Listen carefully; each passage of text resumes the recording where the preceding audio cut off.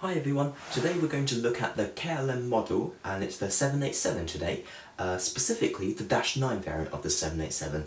Now, I absolutely love KLM. They've got a lovely blue livery, haven't they? And KLM does actually stand for something Dutch, and unfortunately I don't know what it stands for, but I promise you, if you do want to find out what KLM stands for, if you just scroll on a little bit, it is in the description, okay? Have you found it? Whilst you're there, you may as well hit the like and subscribe button. Lovely, thanks. Anyway, let's take a closer look at the model. Okay, so starting the model review on closer glance of the 787, it's really nice, isn't it? You know, the blue colours that KLM have, absolutely beautiful, I think. So if we start on this side, we're going to start on this side today. If we go to the front, well, we've got the little emergency escape hatch for the pilots up there. That's the little square thing there. If I zoom in, maybe you can see that a bit easier. Ooh. Right, I think it's too close to the camera, that's why the focus is having a fit. There we go. So now you can see that. We've got the cockpit there.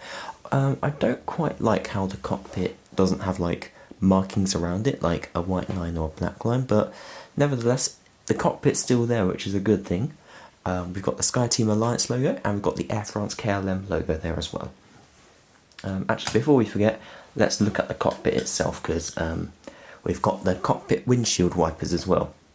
You know, really little nice detail they've got.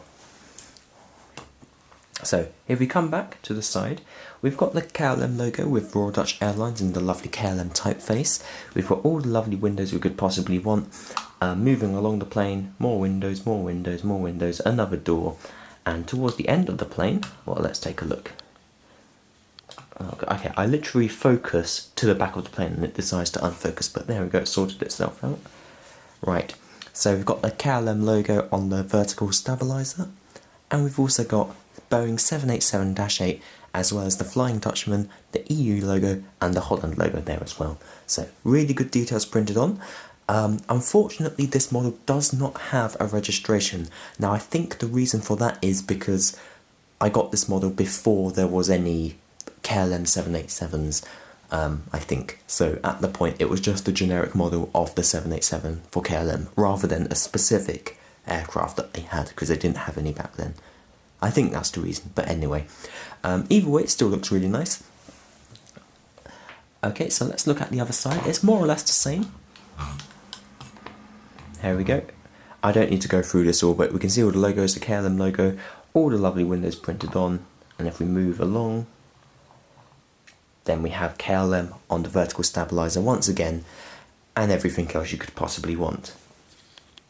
Okay, now let's focus our attention on the wings. So, on the horizontal stabilisers, we've got these lovely black lines. I don't know what they are, but, you know, still nice detail that I often see on 787s. And on the, oh, there's a little bit of dust there. Right, there we go. So on the main wings, we've got nice curve of the wing. So if I look at it from this angle, you can clearly see it's sloping up, like towards the end there, it's coming up. The wing flex of the 787 is actually much greater compared to like the other aircrafts. A very, very flexible wing. And if we look at the engine, we've got the KLM logo again, all the blades of the engine, lovely, and then we've got this little, I think it's like some sort of air deflector. I think this is here to aid the aerodynamic performance of the wing, so because otherwise the engine might interfere with the wing's aerodynamic performance, and I think that's why they put that there. I might be wrong, but that's my best understanding of it. Okay, right.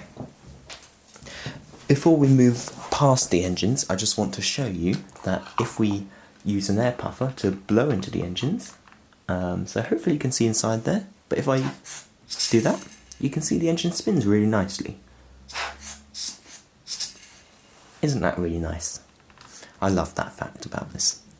I think some models, the cheaper ones, don't have spinning engines, but you know, it's really nice for these moving parts to actually move on the models, because it makes it feel that little notch more close to reality in a way. Okay, so there's the wings. I think we've had a look at them, haven't we?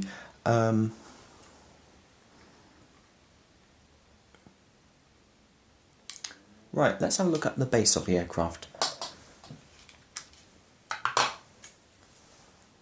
So here there's not a ton of exciting detail. There is like some sort of cargo door there. I think they've got the air bleed vents here. focus, there we go. Unfortunately there's a bit of blue there because I had to glue this little plastic piece back on many years ago, and I think somehow there's some blue that's ended up there, but this one hasn't come off, so I haven't had to glue that on. That one's absolutely fine. We've got the main landing gears here as well, and we've got the Hogan model logo there as well. And then we've all got all the parts of the wing as well, the parts that help extend the flaps.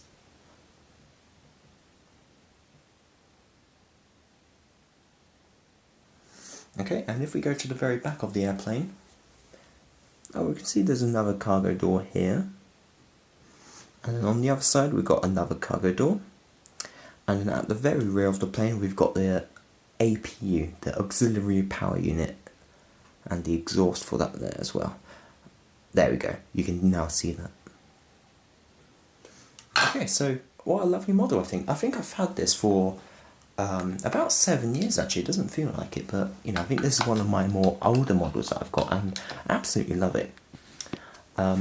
Anyway, hope you also enjoyed the model review. Please stay tuned for more exciting content about model airplanes, and until you watch my next video, have a great time.